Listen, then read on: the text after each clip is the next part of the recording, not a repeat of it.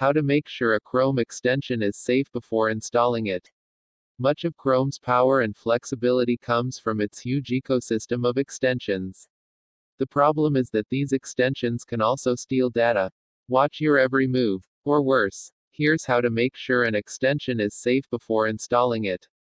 When you install a Chrome extension, you're essentially entering into a trust-based relationship with the creator of that extension.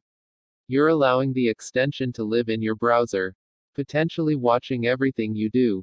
We're not suggesting that they all do this, but the ability is there. There is a permission system in place to help prevent this. But a system like this is only as good as the people who are using it. In other words, if you're not actually paying attention to the permissions you allow extensions to have, then they might as well not even exist. To make things worse, even trustworthy extensions can become compromised, transforming them into malicious extensions that harvest your data, most likely without you even realizing what's happening.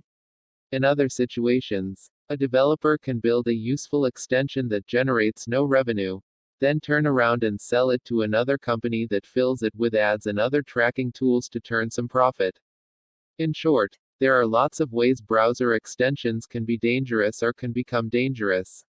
So not only do you have to watch out when you're installing an extension, but you also have to continuously monitor them after installation, in order to stay safe when it comes to browser extensions. There are a few key things you need to pay attention to. The first thing to look at before installing a new extension is the developer. In short, you want to make sure it's a legitimate extension. For example, if you're installing an extension for Facebook that was published by some random guy, you may want to look a bit closer at what it's doing. Now, that's not to say that every extension written by a single developer is illegitimate. Just that you may need to take a closer look before automatically trusting it. There are plenty of legitimate, honest extensions that add useful features to other services, like Ink for Google. For example, you can find the developer name directly under the name of the extension. Generally prefaced by, offered by. In many cases, you can find more information about the developer by clicking the name, if available. It will redirect to the dev's website. Do some sleuthing. See what you find. If they don't have a website or the name doesn't link to anything, then you may have to dig around a little more. Good thing we have more stuff on this list. Read the description, and not just part of it. Read through the entire description and look for things that may be questionable, like tracking info or data sharing. Not all extensions include these details, but some do, and that's something you want to know. You can find the description on the right side of the app window, directly beside the extension images.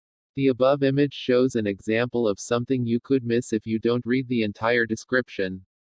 When you try to add an extension to Chrome, a pop-up warns you about what permissions the extension needs. There isn't a granular, pick-and-choose permission granting system here, but rather an all-or-nothing system. You'll get this menu after clicking the Add to Chrome button. You have to approve these permissions before you can install the extension. Pay attention to what's going on here, think about what you're reading. If a photo editing extension needs access to everything you do online, I would question that. Common sense goes a long way here. If something doesn't sound right, then it probably isn't. This is the low man on the totem pole because you can't always trust user reviews. You can, however, look for common themes and questionable content.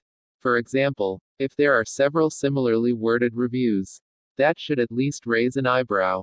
There are a handful of reasons why this can happen, most of which are highly questionable, developers buying reviews, etc. Otherwise, keep an eye out for common themes, users complaining of oddities happening, speculating on their data being taken. Basically anything that strikes you as odd, especially if multiple users are saying it. Now, we're not suggesting you read through every single review. That could take ages on some extensions. Instead, just a quick skim should do the trick. So here's the thing, this one isn't for everyone, or even most people. But if an extension is open source, many are. Most aren't. Then you can dig through the code. If you know what to look for, then you probably already do this. But just in case, it's still worth a mention. You can oftentimes find the source code from the developer's website, which we talked about early. If it's available. That is. Text source, howtogeek.com.